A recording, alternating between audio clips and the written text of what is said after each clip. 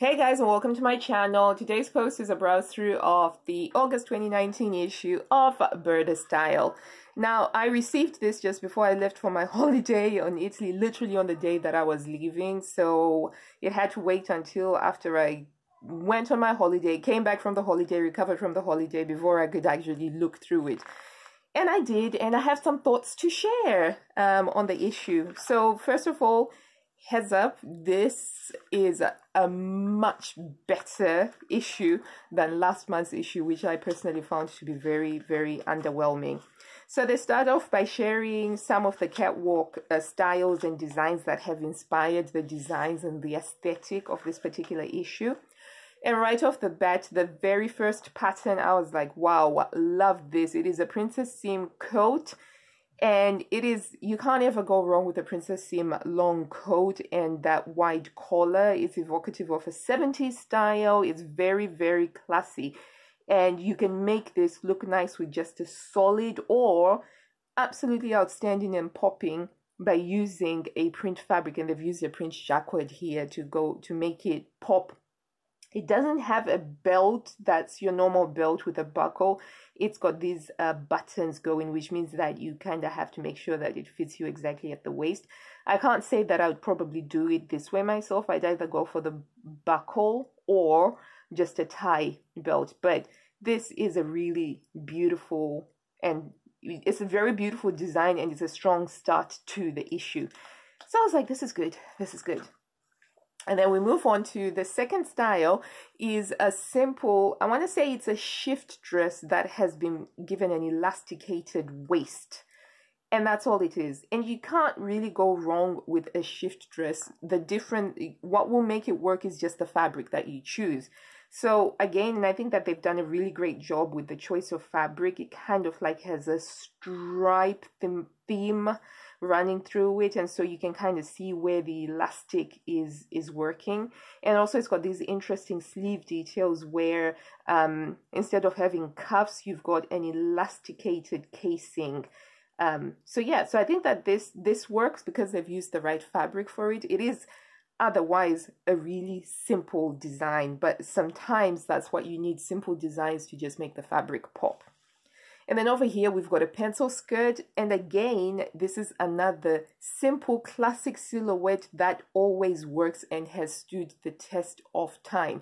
That's why we still have pencil skirts around since the 1950s, and we don't have, the shoulder pads of the 80s. It's because pencil skirts are a classic silhouette and they work. We can see them over and over again, but we still have a love of that silhouette. And this is no exception, except for the only thing is they've used 3 dots, six dots to have the shaping at the waist, as opposed to your traditional 1 or 2, as opposed to your traditional 2 or 4 dots. So yeah, you can't go wrong. So far I'm seeing classic silhouettes. Number 1, classic silhouette of a coat, which works, classic silhouette, but just added the elastic casing, and another classic silhouette. And then we go a little bit off-road by making a boxy jacket with a curved asymmetrical seam, and then you've got statement buttons to just make that seam line pop. You've got this interesting, I want to say, cocoon-shaped sleeves where it's been taken in to create a smaller opening down here. And it's nice. It's a really nice style. Not sure I like it so much in the crepe. Later on, they make it in a different fabric, and that's the one that really worked for me better than this. But this, it looked okay. And then we have this tall dress. So I'm saying tall because it's drafted for the tall sizes, the 72 to 88 thingy. And this, for me, when I'm told to picture a dress, this is the silhouette that I picture for a dress. And again, this is a classic silhouette, which they have made pop with this electric blue fabric that is an animal print, and it gives it a new life because of the fabric. But otherwise, this is a standard dress style silhouette down to the sleeves, the blouse on sleeves with the cuff there. But I like it. It still doesn't stop me liking it. I'm kind of thinking I wish I could have access to this particular fabric. But I think that the whole aesthetic here works down to the fanny bag that she's wearing. You know, I think on me this might look ridiculous, but it works on here, and with the 80s style boots as well. It's beautiful. This is something that I could see myself really wearing a lot of in the autumn. Yeah, so quite like that. Okay, enough banging on about that. Okay, and then we've got trousers number 107, sizes 36 to 44. I gotta say, I love the tailoring, the flat front tailoring that they have going at the front here. Not too keen on these. Yes, they do create an interesting look, but there's just something about them that I feel like probably wouldn't work for me. If I were to make these, I wouldn't do the pleating on here. I just let it fall straight, because I think this would limit the number of shoes that I could wear with these trousers. I would want to be able for these shoes to go over, like if I wear boots, which I tend to wear a lot of in autumn, and I feel like these are too narrow to go over my ankle boots or something like that. So I think that this is one of the main issues I have with that style. Although it's quite adventurous and interesting, but that wouldn't be for me personally. Blouse number 102 is a raglan sleeve blousey type of top. And when I say blousey, I mean it's sort of like oversized and it's billowy from what I can see stylistically. And I like it. I like it. It's got the raglan sleeves that are gathered at the neckline to create all of that volume. And I think it works in this viscose print. You see it later in a different print, and it definitely caught my eye. Love those shoes though. Absolutely loving those shoes. Right. And then we have a jersey top with the scruffy sleeves. I call them scruffy sleeves because if you look at the line drawing, they do look kind of scruffy. And I think they achieve that with doing some gathering along there. You can't really tell because the fabric is so busy. And I think that this wasn't a great choice for that. I think they should have at least done this in a solid fabric so that you could really see the impact of the ruching that they've done on the sleeves. It's nothing new. It doesn't really catch my eye. There've been other t-shirt patterns that I like that I use as my TNTs, so I'm not too bothered about that. But we have that blouse popping up again, and this time it's in a chiffon fabric, and it looks nice, especially paired with these skinny jeans / skinny trousers that are low waist.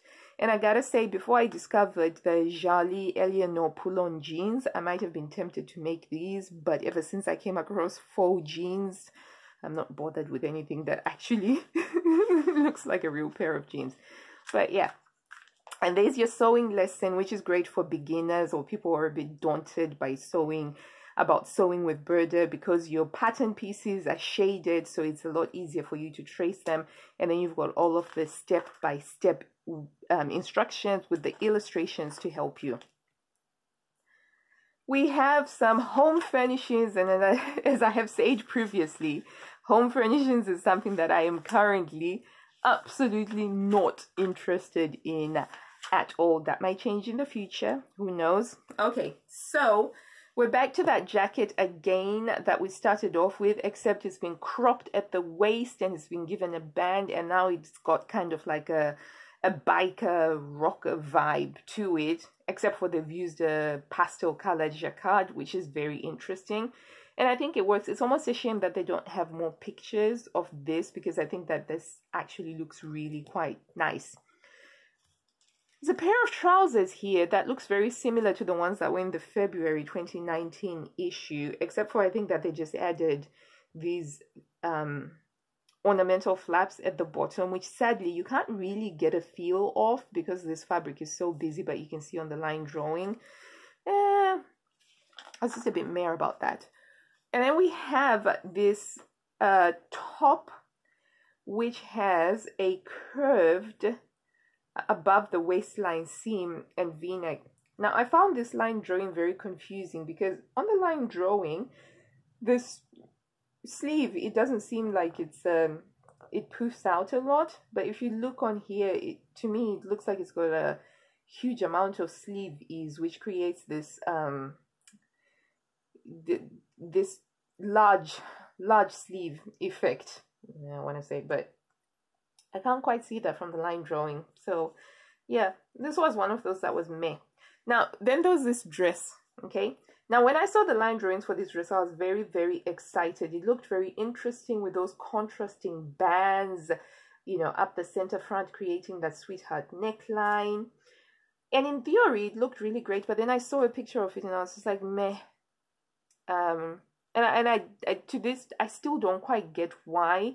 Because in theory, this should be the sort of dress that I absolutely go gaga about. But then when I see it, it doesn't work for me. Whether that's the fabric choices, I don't know. But I think it might have something to do with the gathering at the front that just doesn't work for me. Oh, by the way, this top is a petite size, which is sizes 17 to 21.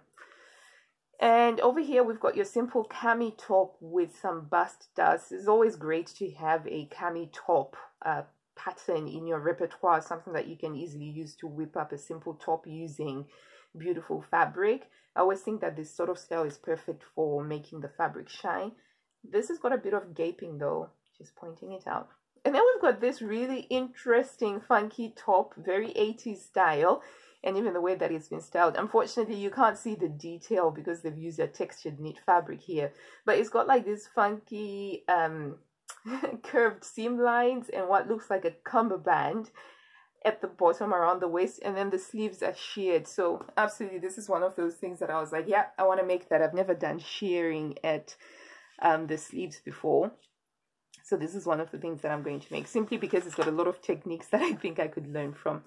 And then the second sewing lesson in the magazine is for this skirt, which has been given a 2-dot. Oh, okay. It's been given a 2-dot because it's got godettes, which is where you insert like a triangular piece of fabric between two pieces of fabric. So it's tricky getting that point there. Okay, I get why that's a 2-dot. Yeah. But I feel like this would be a nice, simple silhouette, and it would be a good style to add to my repertoire. I haven't done anything with quite so many panels before. That might be a good challenge for me, actually. But it didn't sort of like jump out at me as, oh, I must make this. Okay. And here's a sewing lesson for the skirt itself. Cool thing about this pattern is you literally only have 1-2 pattern pieces to trace out, and the waistband is a draft it yourself pattern piece. So yeah, this would be a really quick make, I imagine, especially at the tracing phase. Okay, and then Burda every month has been doing a reprint of one of their vintage sewing patterns, and they decided to do one from the 1950s, from the December 1957 issue.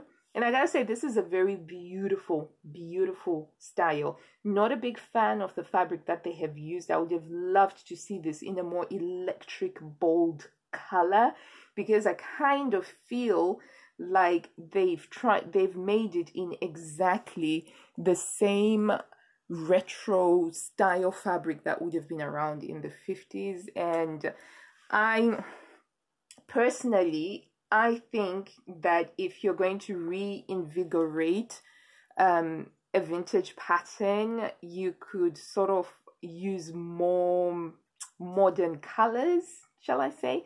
So I'm not a big fan of the mint that they have used here, but that's just my own personal choice. But you cannot deny the technical competence that would be required for you to produce something that looks like this. It is beautiful. It has got some stunning, interesting seam lines. That sweetheart neckline is a beautiful feature. Yeah, but it's just the coloring for me that didn't work. And you can see a picture there of the style that that inspired it from back in the day. But you can also tell on here that this is from a time when women were expected to wear girdles and corsets in order to achieve this impossibly tiny waist appearance, which I kind of don't get a sense of here. But yeah, but it's a really beautiful thing to look at. It's not something that I would ever make for myself, but I would actually love to see if anybody makes this. That this would be really beautiful. And then we've got some ads to pay for the magazine. We've got those trousers again. And I gotta say, it's quite interesting how Burda have taken a military style, a functional utilitarian style of a cargo pant, and they've made it into something that you could go to cocktail hour with by just using a different type of fabric in a blush pink, and it's in a drapier fabric. Pair it with a red top and a red lip, and boom, you are ready to go to a cocktail party. I think that's pretty cool. Pretty cool. And I think if I were to make this pattern, I'd probably go for this version in the floaty, drapey, viscose, crepey style. It's pretty awesome. And then we've got that blouse again in the petite sizes 17 to 21. They've used a black and white print. I like the fabric. I'm still not convinced on this that the style would work for me. Something to do with that, you know. Yeah. Okay. And then there's this jacket, blazer number 113. I love this. I love the minimalist vibes that you get from this blazer. So it doesn't have the collar that you would normally associate with what a traditional blazer would be. It's very simple, and they've used a beautiful fabric for it. It's a crepe, and it's a really good quality crepe, you can tell. And there's just the one statement button. For me, the only thing that's missing from here is pockets. I would like my blazers to have pockets, but I think that this works. And I am so very tempted to make something like this. Very tempted. And it's one of those things that if all I had to do all day was just sew and sew and sew and sew, I would be making this. But sadly, there's life to be lived. But yeah, this is beautiful. Beautiful. It's definitely added on to my must make one day. Okay, and then we've got that, I call it my cognitive dissonance dress, because I still look at the line drawing. I still want to love it. I still love the line drawing, but then I see the dress itself. Still, that gathering does not work for me. I feel like this style, this design has got so much potential, but if I were to try and make this, I would definitely be getting rid of that gathering. There's just something about it that does not work for me. Something about it doesn't do it for me. So we'll just leave it at my cognitive dissonance beleaguered sigh dress. Moving on, we're back to that simple t-shirt top with the scruffy sleeves. Again, you can't see the effect of the ruching that they have at the sleeves because they've used a busy print, which is a shame. But that neckline, if it's the same neckline that they've used in other t-shirt patterns, this is a really nice neckline. I would definitely go for making this t-shirt. I would try it once with the scruffy sleeves just to see what they look like, because I've never done it before. But yeah, cute skirt though, really cute skirt. And then that skirt again pops up, but instead of godettes this time, we've got these ribbons.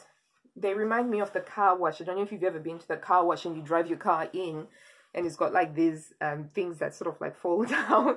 Yeah, that reminds me of that. But strangely enough, I really like this. I like the color. I think I would love to try and make this in exactly this color. I also like the 80s style boots. Definitely liking how they're harkening back to the 80s style. But yeah, this one would be a fun make. And clearly, because it doesn't have the godettes, you'd only have the one pattern piece to trace out. That's growing on me. Okay, and then we have that jumper again with the batwing dolman type sleeve. And this time, you can see how nice this would be, right? I mean, granted, it's made of silk jersey, and basically anything that you make in silk jersey is going to look amazing because that's the nature of silk jersey. But at the same time, look at the drape of that. I think that this is going to be really, really quite nice. And I love how they've styled it overall with the skinny jeans. And yeah, it's popping for me. Definitely going to be making this one. I don't have any silk jersey. I'm probably going to be using a crepe jersey instead, which has got its own lovely drape. But yeah, love that. Okay, and then we've got that oversized boxy jacket again with the asymmetrical seam line at the front, but this time, instead of using a viscose crepe, they have used a textured knit fabric, and I gotta say, this works so much better for me. This I would love to make. This looks to me like something that I would be wearing with just about everything. It looks warm and it looks cozy at the same time without looking too frumpy. So yeah, I do like the interpretation with this particular fabric. And that's one of the things that I really like about sewing. You can take the same pattern, use a different fabric, and the style comes out looking completely different. It's a different beast altogether. One of the joys of sewing. And then we're back to that simple cami top. And the pencil skirt, which has been made in like those faux suede fabric, and it looks nice. You know, it's a good simple ensemble outfit. And then we've got a top here that I also strangely do like, simply because it's got this sequin stripe down the shoulder and sleeve. Apart from that, it's a very simple v-neck with a v-neck pullover style top with some bust shaping. And then you've got the sequin. And I definitely try this if just to use sequins for sewing, which I very rarely do because I'm still scared of sewing with sequins. And then we have here a piece about how they did the shoot in Athens in Greece, which I think is pretty awesome. And I've said this before, that when it comes to production values, there is no other magazine out there that has got as high a production value as Burda does, in terms of sewing magazines, that is. And that's pretty awesome. Yeah. Is that? Yeah. Okay, and then you've got a fashion edit style section that sort of gives you ideas about how you may pair things together. And if you ever wanted to make a swan for your bedroom, Burda's got you covered. It's got you covered there with how to make a swan. And then we have possibly the best kids section out of any Burdastyle magazine that I have ever owned.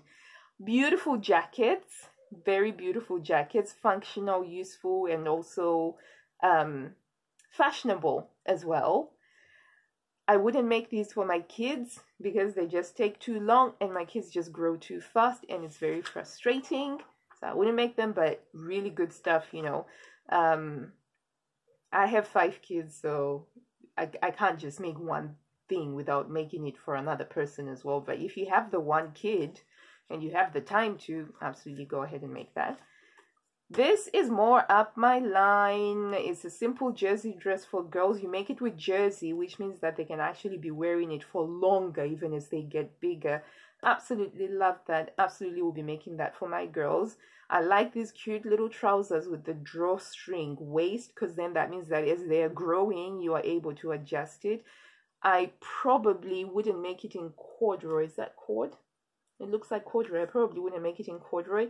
I'd make it in sweater material or something that's a little bit stretchier. But yeah, absolutely.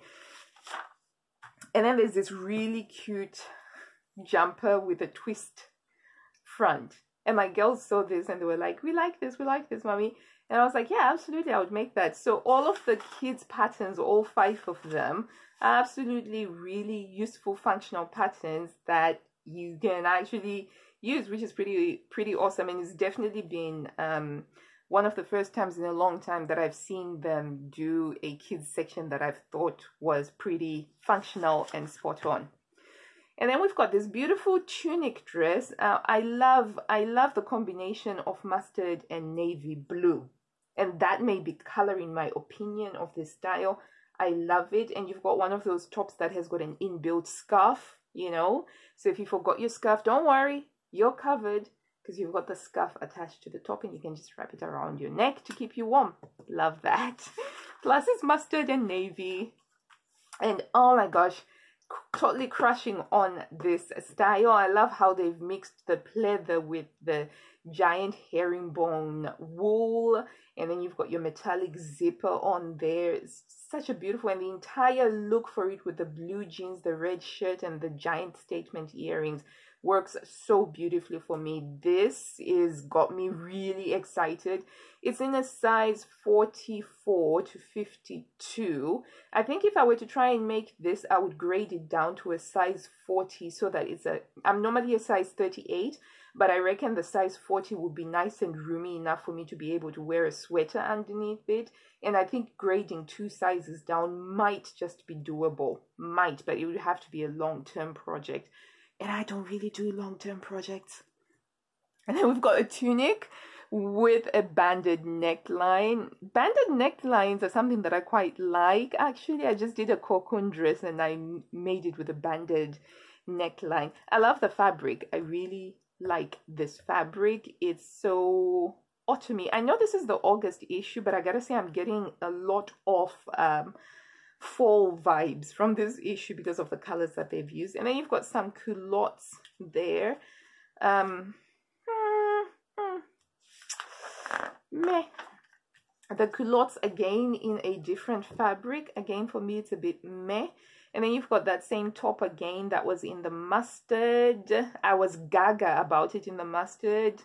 This, not so much. I'm getting a 60s vibe from this, actually. Getting a 60s vibe from all of this. But yeah, they've just used a popping thingy. Gotta say, this doesn't look very different to some of the other plus size patterns that they've done recently. And then you've got the banded top turned into a dress using black and white. Again, I'm getting a 60s mod vibe from all of this. And I think that the difference is you can't really tell, but according to the line drawing, it looks like that band has got like just rows and rows of top stitching, which is a shame that they didn't do a close-up of that detail. That would have been a nice detail to see. And then you've got a simple blouse top, which looks very suspiciously similar to one from a couple of months back, but these sleeves do look really pretty sweet. It's like a triple pleated sleeve. I like the blue and white that they've used, and that's an interesting sleeve detail. And then you've got a feature on stuff to do beauty, you know, because beauty is something that you buy these days. And then you've got a tutorial on how to make a little beauty bag, and a tutorial on how to do hip yoke pockets the Burdastyle way. And you've got a feature on some fabric, and I like that shorts pattern. Yes, I want to make these shorts. It's from February 2017. Yeah. So this is what we have. We have all of this, and out of all of these patterns, definitely we'll be making this one. 1, 2, 3, of which 2 of these have already been traced out, and I've selected the fabrics that I'm going to be making, so that's 3 definitely to make. And if I had more time, if I get more time, or if I make more time, definitely want to make this one. So 1, 2, 3, 4, 5. Yeah, 5 plus 3, that's about 8. So for me, this is a good issue, a great improvement on last month's underwhelming issue. And judging from the number of classic styles and silhouettes that they've included in here, I would say that Burda are on firm ground when they stick to classic silhouettes with just tiny little twists in them. But that's just my opinion. I really liked this issue, and I'm pretty sure that it's one of those issues that I'll be coming back to year after year. But I'd really love to know your thoughts on this issue. Let me know what you think about this issue in the comments box down below. If you haven't already, do subscribe for new sewing related videos every week. And until I see you next time, guys, happy sewing! Bye.